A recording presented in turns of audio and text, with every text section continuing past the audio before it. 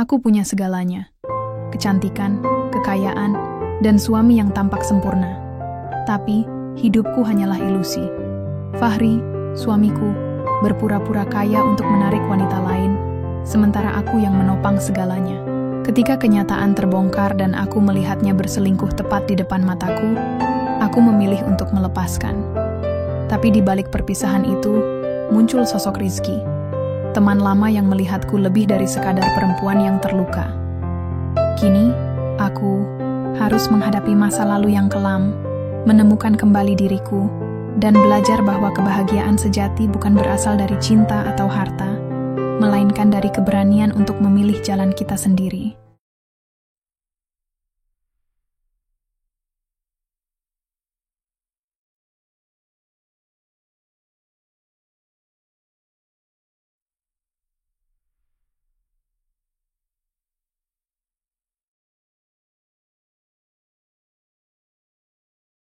Aku selalu bermimpi tentang kehidupan setelah menikah, tentang rumah mungil dengan taman kecil di depan, tentang pagi-pagi yang penuh tawa dan secangkir kopi hangat, tentang pulang kerja disambut pelukan hangat.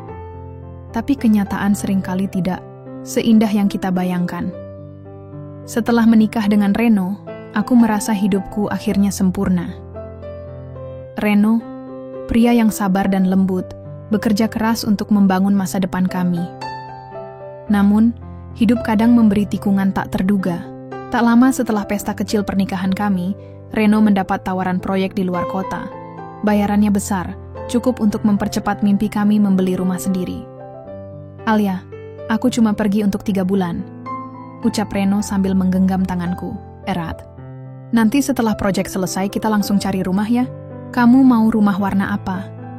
Aku hanya mengangguk, menahan air mata yang menggenang. 3 bulan terdengar sebentar. Aku yakin aku kuat. Karena rumah kontrakan kami terlalu jauh dari lokasi proyek Reno, dia memintaku tinggal sementara di rumah keluarganya. Rumah besar di pinggiran kota yang dulu sering kukunjungi saat masih pacaran. Di sana ada ibu mertuaku, Bu Ningsih, dan ayah mertua, Pak Arman. Kupikir, itu ide bagus. Setidaknya aku tidak sendiri. Hari pertama aku pindah, sambutan mereka hangat. Bu Ningsih membuatkan sayur asem kesukaanku. Pak Arman tersenyum ramah dari ruang tamu, matanya menyipit saat tertawa melihatku datang membawa koper besar. "Anggap rumah sendiri ya, Alia," katanya sambil menepuk-nepuk punggungku. Aku tersenyum. Hatiku terasa ringan. Aku sungguh percaya rumah ini akan jadi tempat yang aman untukku.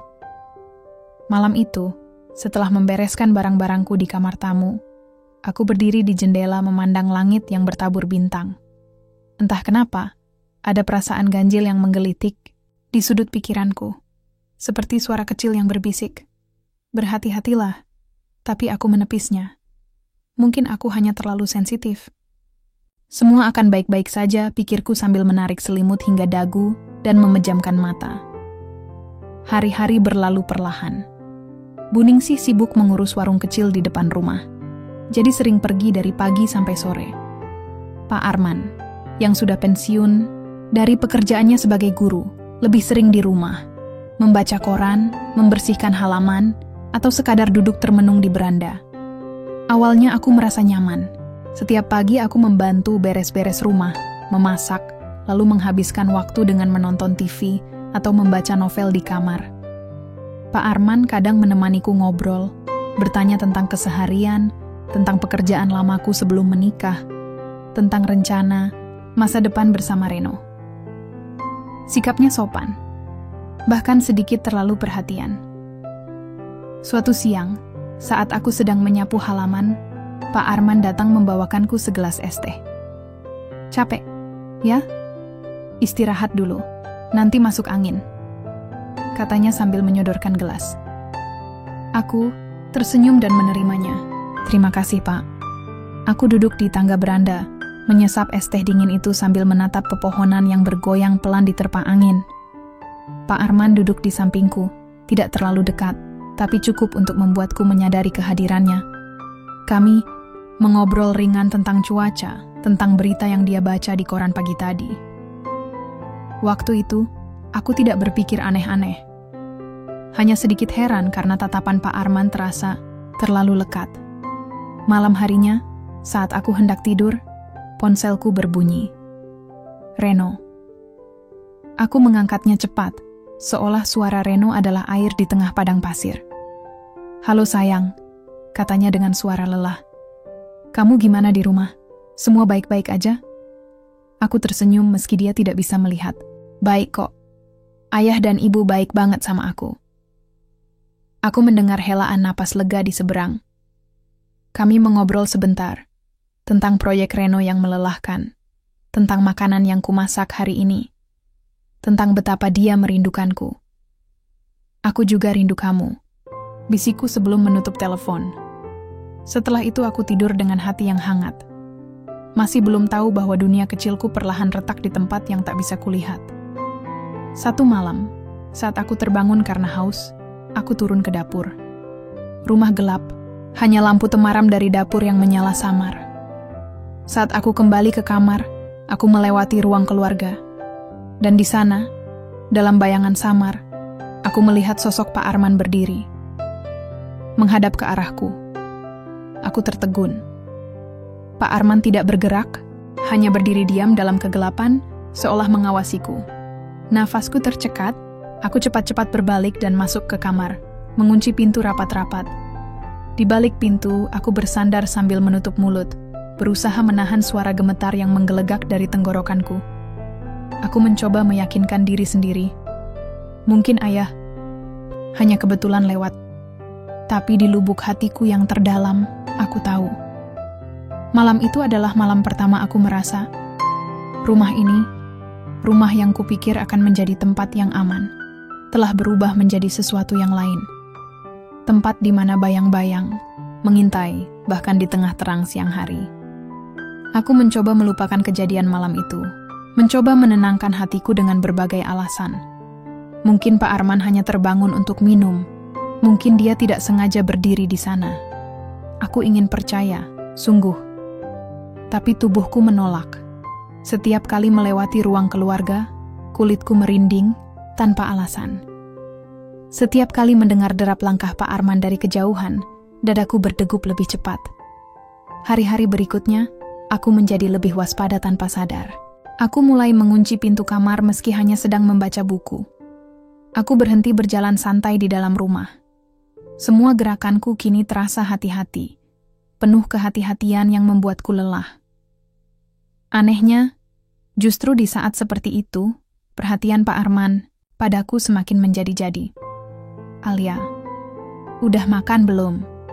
Jangan kelamaan di kamar. Alia, kamu kelihatan pucat. Sini, ayah buatkan teh manis. Awalnya aku berusaha menjawab dengan sopan, menghormatinya sebagai orang tua.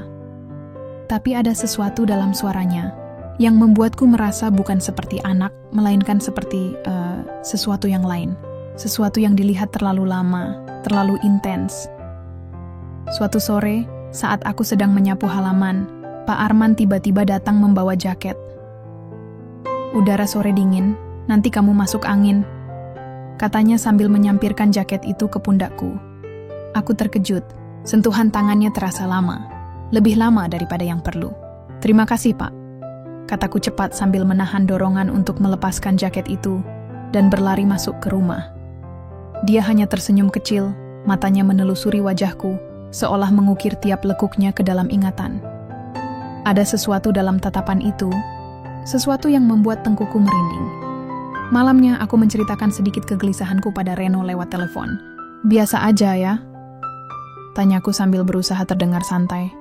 Ayah tuh kayak terlalu perhatian gitu.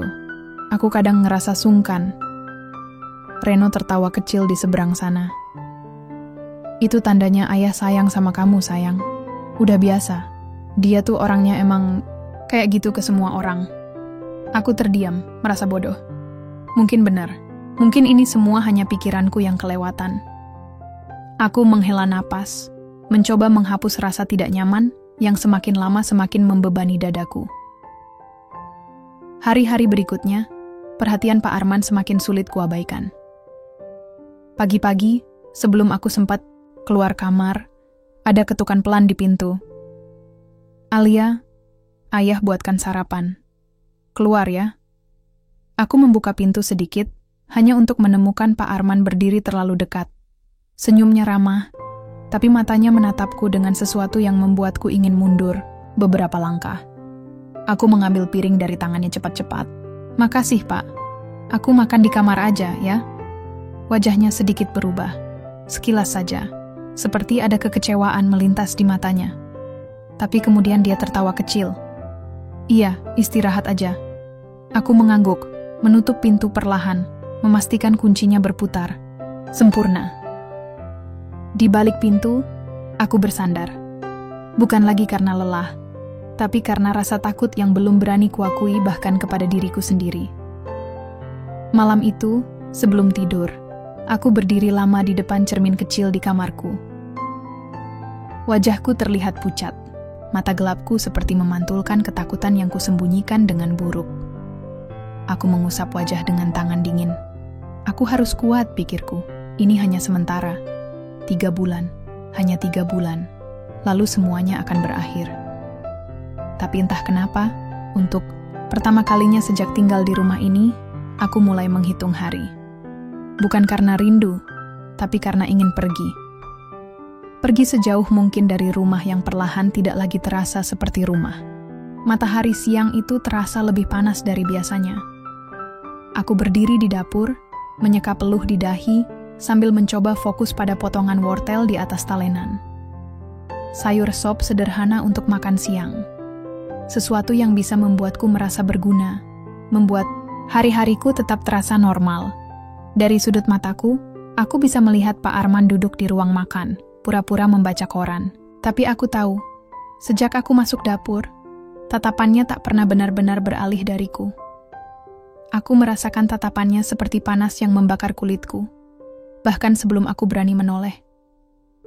Aku mengatupkan rahangku, berusaha mengabaikan perasaan tidak nyaman itu.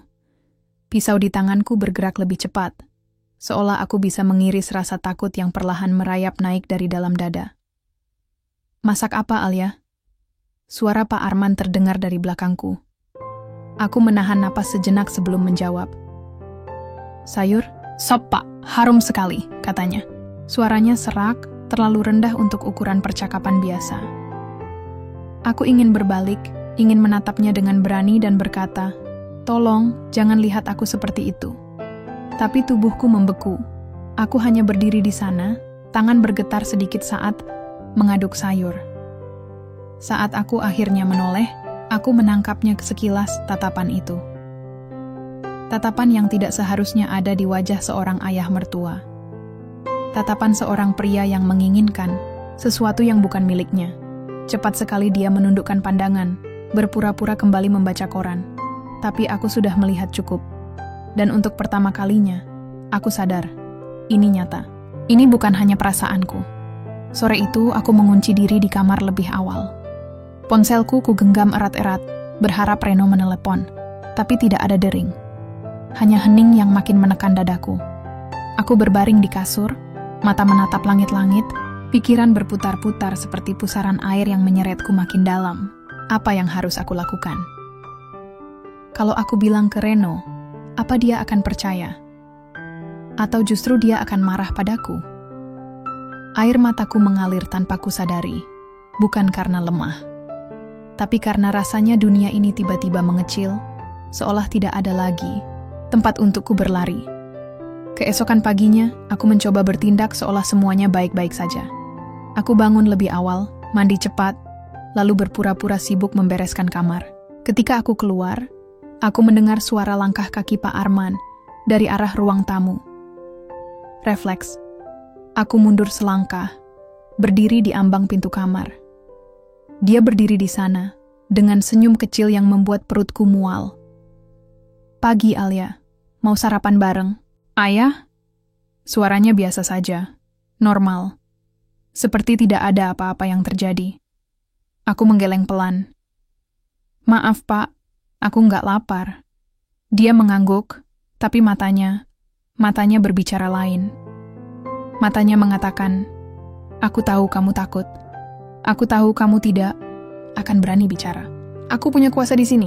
Aku mundur ke dalam kamar, menutup pintu perlahan, lalu menguncinya rapat-rapat. Di balik pintu itu, aku berlutut. Tubuhku gemetar hebat. Aku tidak berani menangis keras. Aku tidak berani membuat suara, karena untuk pertama kalinya dalam hidupku, aku merasa aku adalah tahanan di rumahku sendiri. Hari-hari setelah itu terasa seperti berjalan di atas pecahan kaca. Setiap langkah harus hati-hati. Setiap gerakan harus dipikirkan.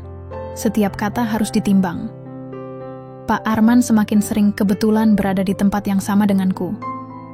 Saat aku menyapu halaman, dia duduk di beranda, memperhatikanku. Saat aku mencuci piring, dia berdiri di pintu dapur, pura-pura mencari air minum.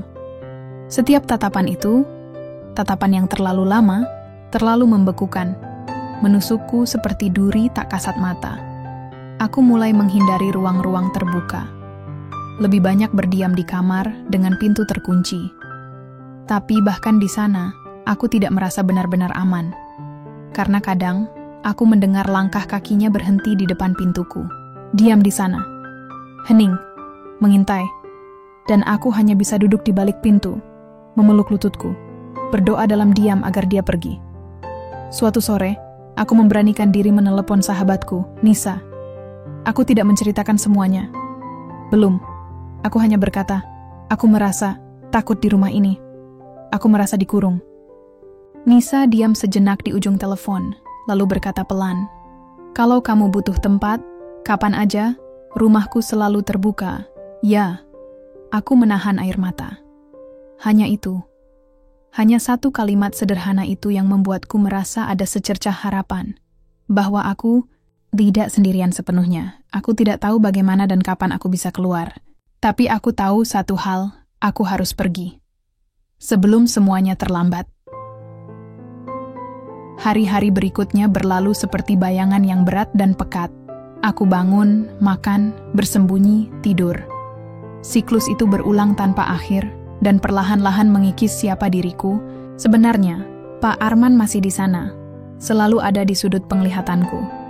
Selalu hadir seperti udara panas yang membebani napas. Selalu mengawasi. Setiap langkahku terasa diawasi. Setiap gerakanku terasa dihitung. Aku takut untuk sekadar bergerak bebas di dalam rumah ini.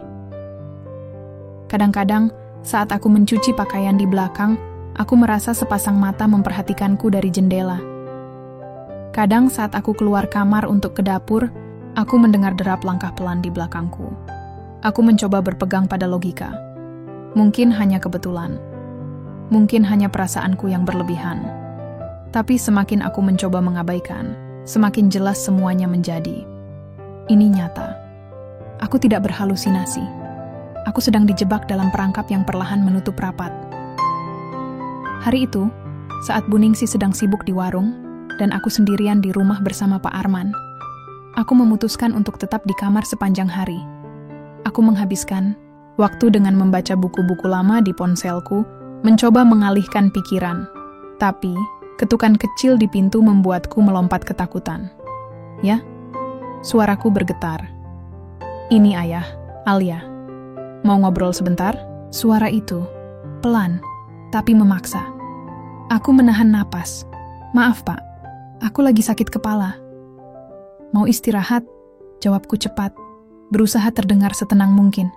Hening. Beberapa detik yang terasa seperti jam. "Kalau butuh apa-apa, panggil ayah." "Ya," katanya akhirnya, lalu langkahnya menjauh. Aku tetap diam di tempat, mendengarkan dengan saksama sampai aku yakin dia benar-benar pergi. Tubuhku menggigil, tidak karena dingin, tapi karena ketakutan yang membatu di dalam dada. Malamnya, aku mencoba menelepon Reno lagi. Aku butuh mendengar suaranya. Aku butuh tahu bahwa dunia di luar sana masih ada, masih nyata. Tapi panggilanku hanya masuk ke voicemail. Aku menatap layar ponsel dalam keheningan, merasa semakin tenggelam dalam kesunyian yang membunuh perlahan. Aku ingin menjerit, aku ingin kabur. Tapi kemana? Aku tidak punya kendaraan. Rumah Nisa cukup jauh, dan berjalan kaki di malam hari? Mustahil. Apalagi dengan tatapan Pak Arman yang seolah selalu menunggu celah. Aku mulai memikirkan rencana. Rencana kecil, Sederhana. Kabur saat siang hari, pura-pura ke pasar lalu langsung ke rumah Nisa. Tapi aku tahu, satu kesalahan kecil saja, dan segalanya bisa lebih buruk. Aku harus menunggu waktu yang tepat. Harus sabar. Harus kuat. 3 bulan, Reno bilang. Sudah 1 bulan lebih. Aku hanya perlu bertahan sedikit lebih lama lagi. Sedikit lagi. Tapi hidup tidak pernah semudah itu. Suatu malam, saat aku sedang berusaha tidur, aku mendengar suara langkah kaki lagi. Lebih berat, lebih dekat. Aku menahan napas. Jantungku berdegup kencang di dada. Begitu keras sampai aku yakin orang di luar bisa mendengarnya. Kemudian, suara gagang pintu digerakkan. Ceklek. Aku melompat dari tempat tidur, berdiri membeku di sudut ruangan. Pintu terkunci, tapi suara gagang yang berusaha dibuka itu cukup untuk membuat tubuhku bergetar ketakutan. Aku melihat ke sekeliling, mencari sesuatu, apa saja, yang bisa kupakai untuk bertahan. Tapi apa yang bisa melindungiku? Bantal? Selimut? Aku hanya bisa berdiri di sana, menahan air mata, berdoa agar kunci pintu itu cukup kuat. Setelah beberapa saat yang terasa seperti seabad, suara itu berhenti. Langkah kaki perlahan menjauh. Aku jatuh terduduk di lantai, menangis dalam diam. Aku tahu aku tidak bisa bertahan lebih lama lagi, aku harus pergi. Apapun risikonya, sebelum semuanya terlambat, sebelum sesuatu yang lebih buruk terjadi. Aku tidak tidur malam itu. Mataku tetap terbuka menatap gelap, telingaku siaga menangkap setiap suara kecil. Ketakutan itu kini menjadi nyata, mengendap di sudut pikiranku seperti asap hitam yang pekat. Aku sadar, pintu yang kukunci ini bukan benteng, hanya sekadar kayu tipis, satu hentakan keras saja cukup untuk menghancurkannya. Dan yang paling mengerikan adalah, aku sendirian. Tidak ada yang akan menolongku kalau sesuatu terjadi. Keesokan paginya, saat matahari baru naik, aku memberanikan diri keluar kamar. Langkahku pelan, penuh perhitungan. Pak Arman sedang duduk di ruang tamu, seperti biasa, membaca koran. Atau lebih tepatnya, berpura-pura membaca. Aku tahu dia memperhatikanku dari atas kertas itu. Aku tahu dia menghitung setiap gerakanku. Aku berpura-pura tak peduli. Aku mengambil sandal, membuka pintu depan perlahan. Hari ini mau kemana, Alia? Tanyanya, suaranya terdengar biasa. Ramah. Aku menahan diri untuk tidak gemetar. Mau ke pasar? Pak, beli bahan makanan. Dia mengangguk perlahan. Tunggu sebentar, ayah temani. Tubuhku seolah membeku. Tidak, jangan. Aku memaksakan senyum.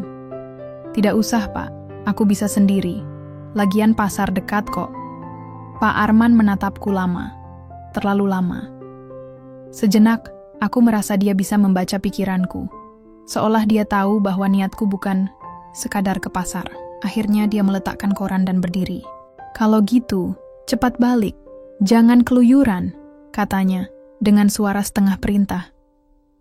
Aku mengangguk cepat, mendorong pintu selebar mungkin, dan melangkah keluar.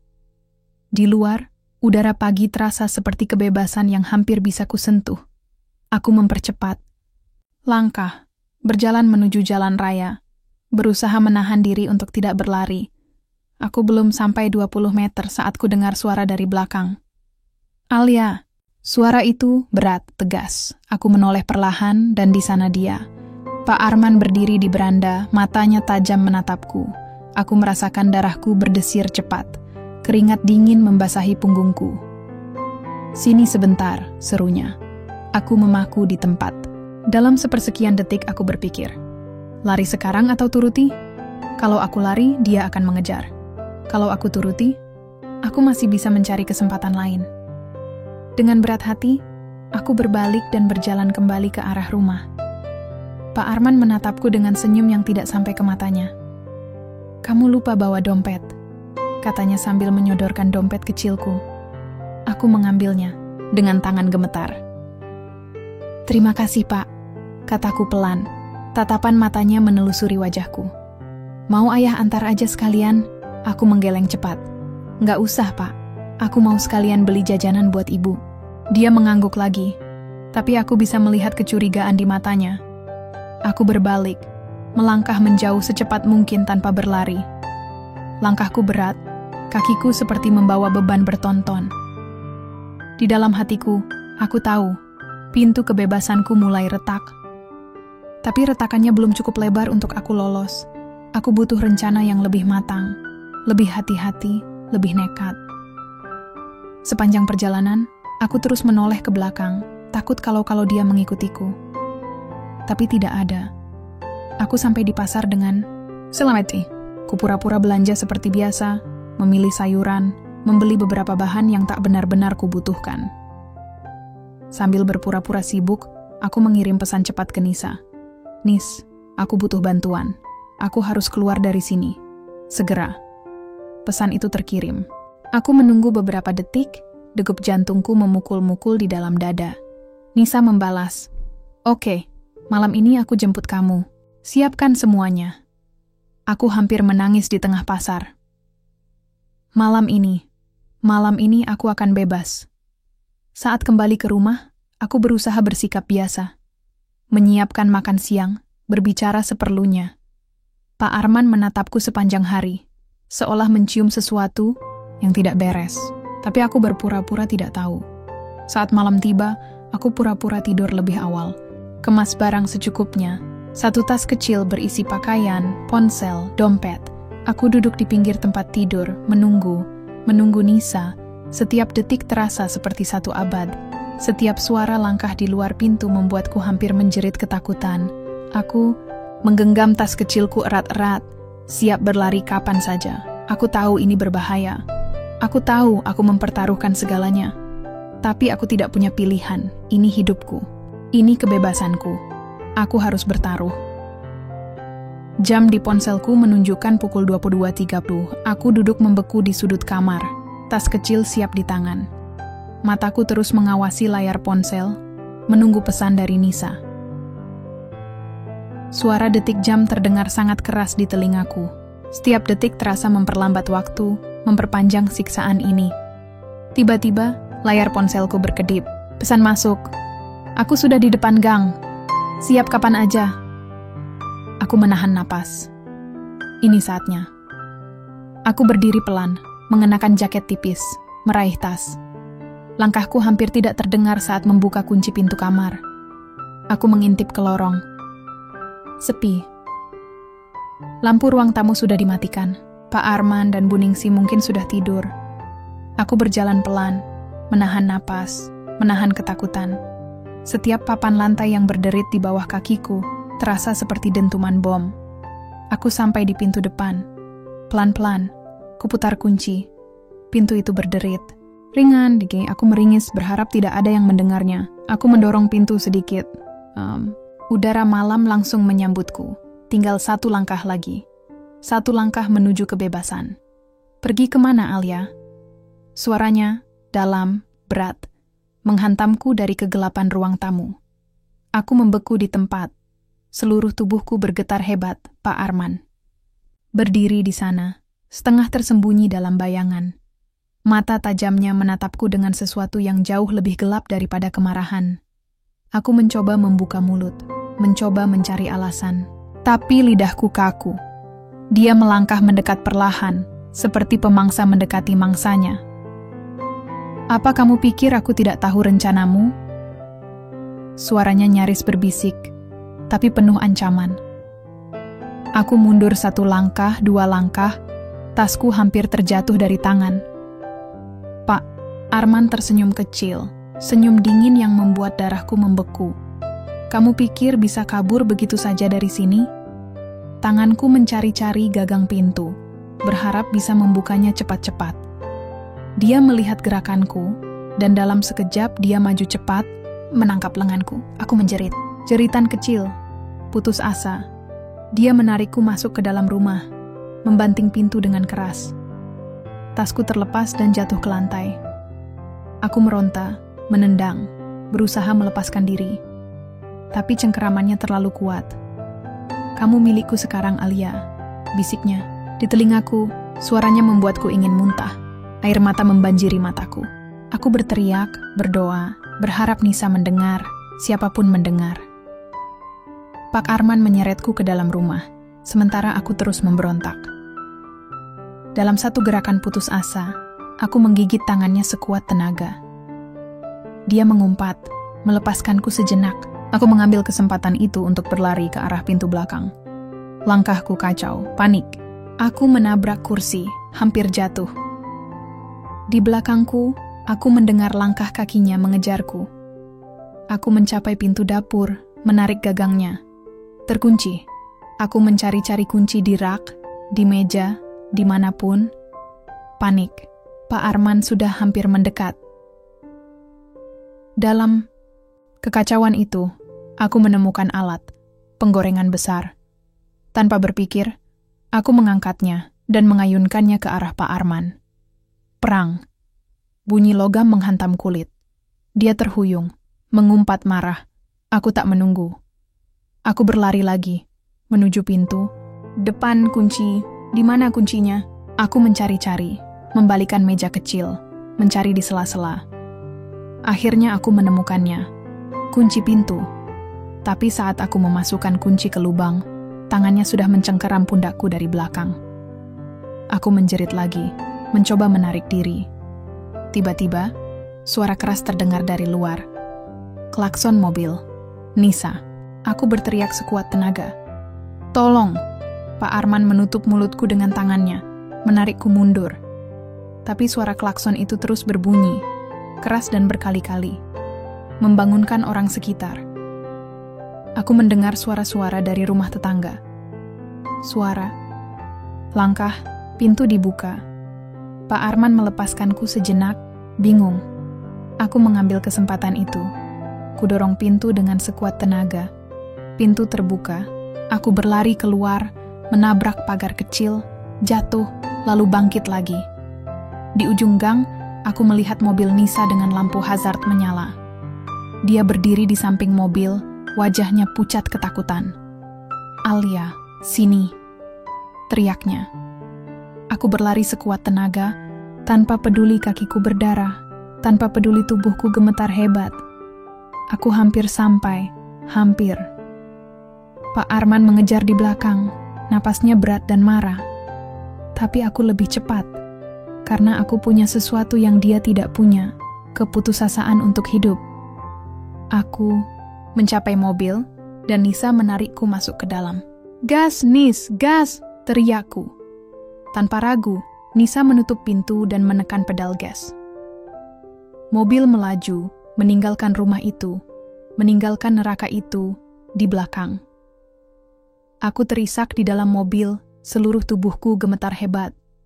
Nisa memegang tanganku, erat saat mengemudi. "Kamu aman sekarang ya?" "Aku janji," katanya. Tapi di dalam hatiku, aku tahu, ini belum berakhir. Belum. Karena bayangan itu, tatapan Pak Arman malam ini, akan menghantuiku untuk waktu yang lama. Aku tidak tahu berapa lama kami berkendara malam itu. Aku hanya tahu, tubuhku gemetar tanpa henti, dan pikiranku kabur seolah-olah aku sedang bermimpi buruk yang tak kunjung usai. Di sampingku, Nisa mengemudi dengan wajah tegang. Sesekali dia melirikku, ingin bertanya, ingin bicara, tapi tak satu kata pun keluar. Bagaimana bisa? Bagaimana aku bisa menjelaskan neraka yang baru saja kulewati? Bagaimana aku bisa menceritakan bahwa ayah dari suamiku sendiri, orang yang seharusnya melindungiku, malah menjadi monster dalam bayanganku? Air mata terus mengalir dari mataku, membasahi pipi, membasahi baju. Aku tidak lagi peduli. Aku hanya ingin jauh. Sejauh mungkin. Kami akhirnya berhenti di sebuah apartemen kecil di pinggiran kota. Tempat tinggal Nisa, yang selama ini hanya kudengar dari ceritanya. Dia membawaku masuk, menutup pintu rapat-rapat, lalu mengunci 3 kali. Seolah-olah ketakutan yang melekat di kulitku juga menular padanya. "Minum dulu," katanya pelan, menyodorkan segelas air. Tanganku gemetar saat menerimanya. Air itu tumpah setengah, tapi aku berhasil meneguknya sedikit. Tubuhku terasa seperti bukan milikku lagi. Ringkih. Rusak Nisa duduk di depanku, menatapku penuh khawatir. "Alia, kamu mau cerita?" Bisiknya, aku menunduk, menggenggam gelas erat-erat. Rasanya berat sekali. Semua ini terlalu berat. Suaraku tercekat. Aku menarik napas panjang. Lalu, sedikit demi sedikit, kususun kata-kata tentang malam-malam. Itu, tentang pintu yang terkunci, tentang tangan-tangan yang tidak kuinginkan, tentang ketakutan membatu yang harus kutelan sendirian. Aku melihat wajah Nisa berubah, ngeri, marah, tak percaya.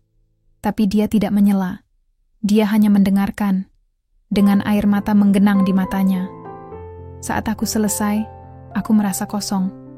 Seperti telah membuang seluruh isi tubuhku ke tanah. Alia, bisik Nisa akhirnya, suaranya bergetar. Kita harus lapor polisi. Aku menggeleng cepat. Tidak sekarang. Tidak dengan dunia yang akan memandangku dengan tatapan iba. Atau lebih buruk, dengan tatapan menghakimi. Nisa meraih tanganku. Kalau kamu takut, aku temani. Kita bisa ke rumah sakit dulu. Periksa. Semua bukti bisa disimpan. Kamu butuh perlindungan? Hukum? Ya, aku memejamkan mata. Aku tahu dia benar. Tapi keberanian itu rasanya menguap dari tubuhku. Aku hanya ingin bersembunyi. Lari. Lupa. Nisa mendesah pelan, seolah mengerti. Kalau gitu, istirahat dulu. Di sini aman. Aku janji. Aku mengangguk lemah. Untuk pertama kalinya dalam beberapa bulan, aku tidur dengan pintu terkunci. Bukan karena ketakutan akan orang luar, tapi demi melindungi diri dari masa lalu. Namun bahkan dalam tidur pun, bayangan itu tidak melepaskanku. Aku bermimpi berlari tanpa henti, dikejar oleh sosok hitam, mendengar tawa dingin Pak Arman bergema di telingaku. Aku terbangun dengan napas terengah-engah, keringat dingin membasahi seluruh tubuhku. Aku menatap sekeliling. Dinding putih, lampu malam kecil, pintu terkunci. Aku aman, aku aman. Kan? Aku memeluk lututku, berusaha menenangkan diri. Tapi di dalam hatiku aku tahu, kebebasan selalu datang dengan harga. Dan untukku, harga itu adalah rasa takut yang akan menempel. Seperti bayangan. Selamanya, keesokan paginya, Nisa membawakanku sarapan. Roti panggang dan susu hangat. Sederhana, tapi saat aku mencoba menelan, mulutku kering. Apa kamu mau aku teleponkan psikolog? Tanya Nisa hati-hati. Aku menggeleng. Belum. Aku belum siap mengungkapkan ini ke orang asing. Belum siap mendengar kata-kata seperti kamu harus kuat atau semua akan baik-baik saja, padahal aku tahu luka ini tidak akan sembuh semudah itu. Aku hanya ingin waktu dan diam. Selama beberapa hari, aku tinggal bersama Nisa. Hidupku seperti bayangan. Makan sedikit, tidur dengan gelisah, menolak keluar rumah. Takut kalau bayangan Pak Arman akan muncul di sudut jalan. Takut kalau suara pintu diketuk berarti dia datang menjemputku kembali. Nisa sabar. Dia tidak pernah memaksaku bicara. Dia hanya ada di sana. Membiarkanku diam, membiarkanku bernapas. Sedikit demi sedikit, aku mulai berani menatap keluar jendela, melihat dunia yang tidak berubah, meski duniaku telah runtuh. Suatu sore, ponselku berbunyi. Nomor tak dikenal. Aku menatap layar itu lama. Hatiku berdegup kencang. Dengan tangan gemetar, aku tekan tombol hijau. Halo? Suaraku hampir tidak terdengar. Hening, sejenak. Lalu, Alia. Suara itu berat, parau Pak Arman. Darahku membeku. Aku tahu di mana kamu, katanya. Sekarang pulanglah, atau aku yang akan datang menjemputmu. Klik telepon terputus, tanganku gemetar hebat. Ponsel hampir terjatuh dari genggamanku. Aku menatap Nisa dengan wajah pucat pasi. Alia, kenapa? Tanya Nisa, cemas. Aku berbisik dengan suara parau. Dia tahu aku di sini. Aku tidak ingat bagaimana aku menjatuhkan ponsel. Yang aku tahu, tubuhku mulai bergetar hebat seperti mesin rusak. Nisa langsung memelukku, menepuk-nepuk punggungku, mencoba menenangkanku. Tunggu di sini, katanya tegas. Dia mengambil ponselnya dan menelepon seseorang. Aku mendengar sepenggal kalimat. Aku butuh bantuan sekarang. Dia dalam bahaya. Kata-katanya kabur di telingaku. Yang ada hanya dengungan keras, seperti suara serangga memenuhi kepalaku. Dia tahu aku di sini. Tak lama, seseorang datang. Seorang pria muda, berpakaian biasa, wajahnya serius. Namaku Ardi, katanya sambil memperkenalkan diri padaku. Teman Nisa, aku akan berjaga di sini malam ini. Aku hanya bisa mengangguk lemah. Nisa mengunci semua jendela, semua pintu, menutup tirai dengan rapat. Dia bahkan meletakkan kursi di balik pintu utama sebagai pengganjal tambahan. Tapi semua itu tidak banyak membantu menenangkan ketakutanku. Aku tahu Pak Arman. Dia bukan tipe orang yang menyerah begitu saja. Dia punya mata di mana-mana. Dia bisa saja menunggu, mengintai, menunggu saat aku lengah. Malam itu, aku tidur di sofa, selimut membungkus tubuhku rapat-rapat. Nisa tidur di kursi, di sampingku, sementara Ardi berjaga di dekat pintu dengan baseball bat di tangannya. Aku terjaga hampir sepanjang malam. Setiap suara kecil membuatku melonjak. Setiap bayangan di sudut mataku membuat jantungku berdegup kencang. Jam 2 pagi, aku hampir terlelap ketika aku mendengar sesuatu. Ketukan halus di jendela, aku membeku. Aku mendengarkan lagi. Ketukan itu berulang, perlahan, berirama. Aku membuka mata perlahan, menoleh ke arah sumber suara. Di sela tirai, aku melihat bayangan. Samar, besar. Aku menahan napas. Tidak salah lagi. Itu dia. Tanganku menyentuh lengan Nisa, mengguncangnya perlahan. "Nis, dia di luar." Bisiku gemetar. Nisa membuka mata, langsung bangkit. Dia memberi isyarat ke Ardi. Dengan gerakan cepat dan tenang, Ardi mendekati jendela, mengintip sedikit. Dari sela tirai, wajahnya menegang. Dia memberi isyarat diam-diam. Satu orang, sendirian. Nisa menatapku. "Kamu harus sembunyi," katanya tegas. Aku menggeleng keras. Aku tidak ingin meninggalkan mereka. "Kamu harus kuat, ya. Demi kamu," bisik Nisa. Dengan berat hati, aku berlari ke kamar mandi kecil, mengunci diri di dalam. Aku berjongkok, di sudut, tangan menutupi mulutku, menahan isak. Dari dalam, aku bisa mendengar suara samar. Suara ketukan berubah menjadi gedoran. Lebih keras. "Alia!" teriak suara itu dari luar. Pak Arman. "Alia, keluar. Kita pulang. Suamimu butuh kamu." Air mataku mengalir deras suamiku. Suamiku yang bahkan tidak tahu siapa monster yang hidup serumah dengannya. Gedoran itu makin keras. Ardi mengancam dari dalam. "Pergi sekarang sebelum saya telepon polisi." Suara tawa dingin terdengar. Tawa yang menghantui mimpiku. "Alia, aku akan selalu menemukanmu." Suara itu perlahan memudar. Aku mendengar suara langkah kaki menjauh. Tapi aku tidak berani keluar. Aku tetap diam, membatu, hingga akhirnya suara Nisa mengetuk pelan pintu kamar mandi. Ya, dia sudah pergi, untuk sementara. Aku keluar perlahan. Dunia di luar kamar mandi terasa begitu asing, begitu rapuh. Aku melihat jendela, ada bekas goresan di kacanya. Sebagai tanda bahwa dia pernah ada di sini. Nisa memelukku erat-erat. "Kamu harus melapor, Alia," katanya pelan. "Sebelum dia benar-benar menghancurkan hidupmu." Aku menggigit bibirku. Ketakutan masih menggenggamku.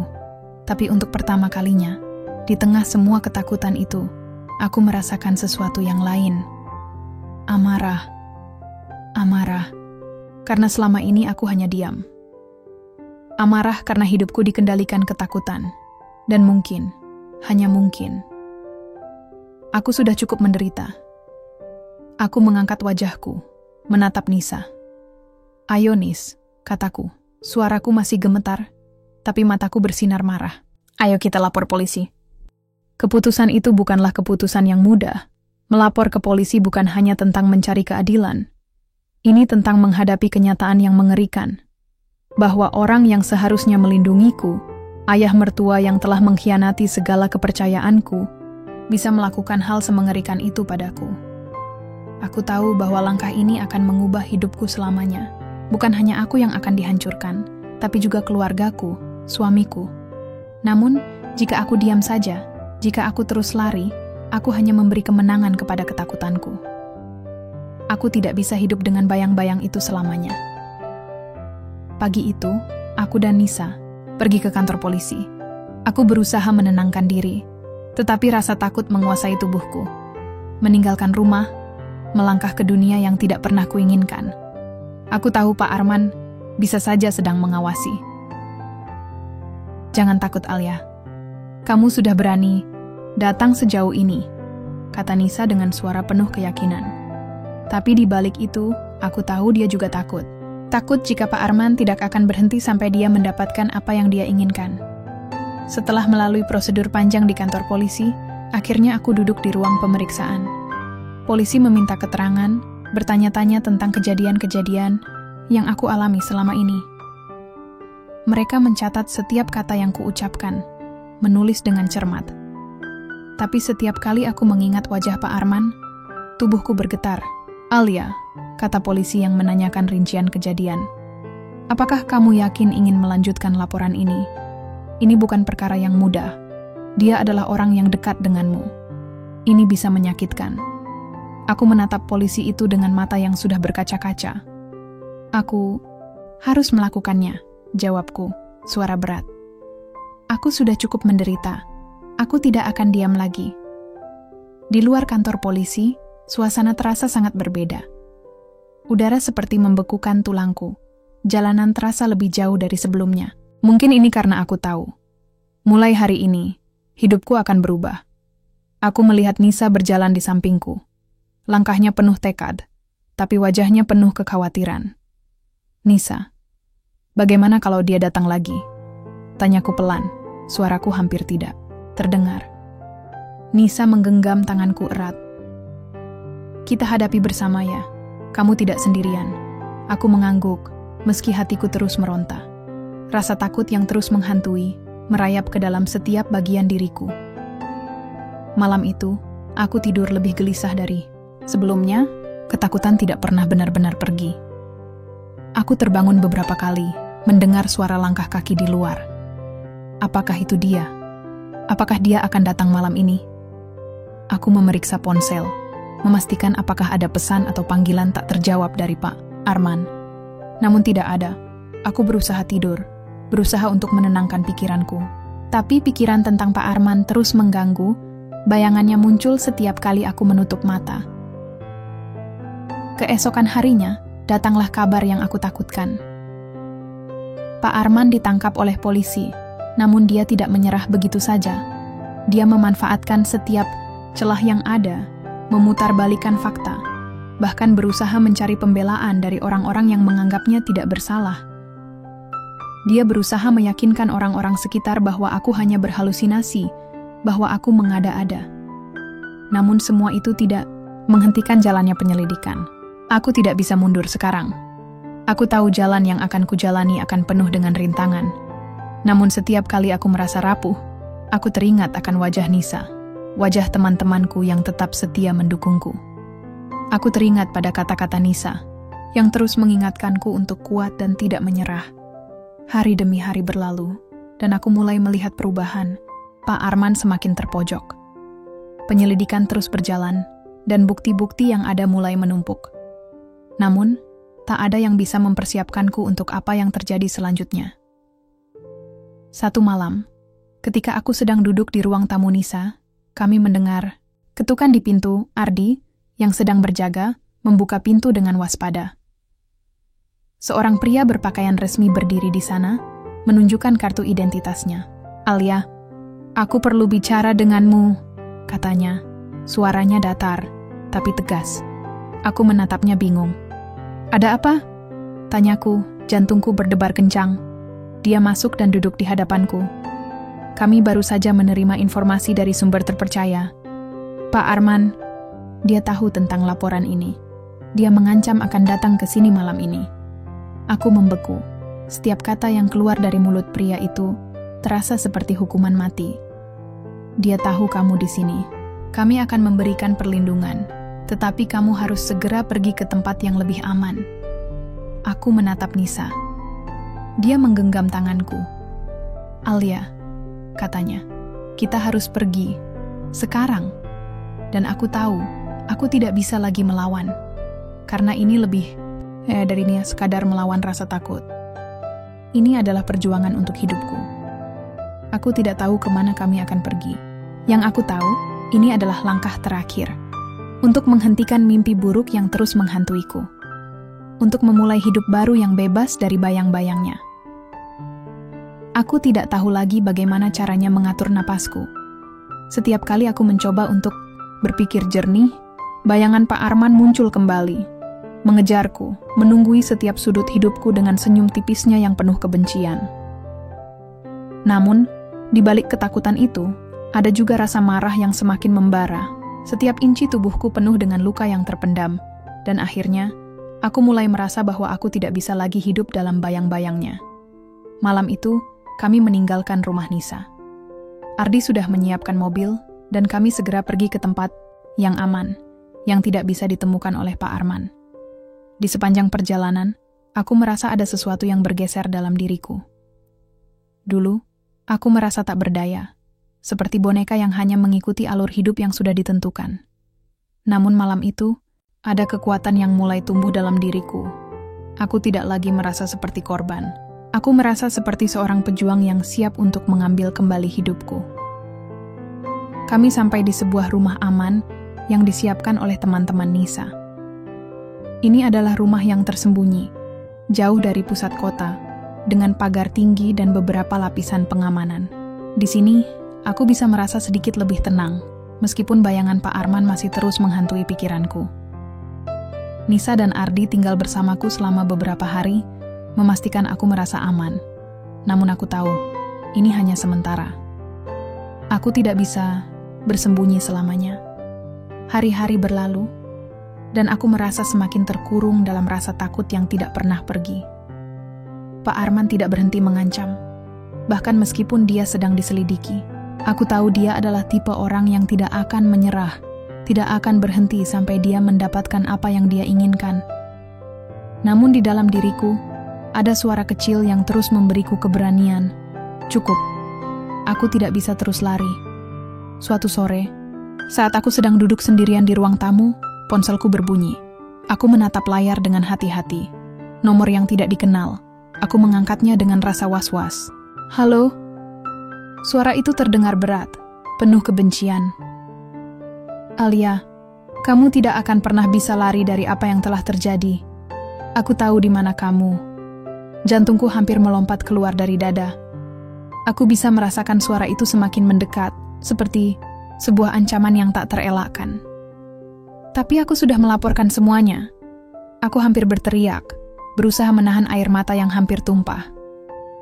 Pak Arman tertawa pelan di ujung telepon. "Melapor? Apa kamu pikir itu akan menghentikanku? Aku selalu tahu cara mengendalikan semuanya, termasuk kamu." Aku memejamkan mata, merasakan ketakutan yang datang begitu kuat. Ini bukan akhir, Alia. Ini baru permulaan. Telepon itu terputus. Aku gemetar, tidak tahu harus bagaimana. Tak ada jalan keluar, tak ada tempat yang aman. Beberapa hari setelahnya, polisi akhirnya datang dengan kabar bahwa mereka telah mengidentifikasi lebih banyak bukti yang dapat memperkuat laporanku. Pak Arman mulai terpojok. Tapi meskipun begitu, aku tahu dia tidak akan menyerah begitu saja. Selama dia bebas, aku akan selalu merasa terancam. Pagi itu aku duduk dengan Nisa dan Ardi, memikirkan langkah selanjutnya. Aku tahu tak ada lagi tempat yang benar-benar aman. Aku harus menghadapi ini. Untuk selamanya. "Alia," kata Nisa dengan suara tegas, "kamu tidak sendirian.